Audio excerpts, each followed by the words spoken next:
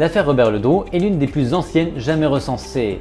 En 1887, cet inspecteur principal de la police française, Robert Ledreau, est envoyé pour enquêter sur un meurtre sur la plage du Havre. La victime est André Monet, tué par balle. Il n'y avait pas de motif évident et le sujet n'était pas connu dans la région et gardait toutes ses affaires sur lui.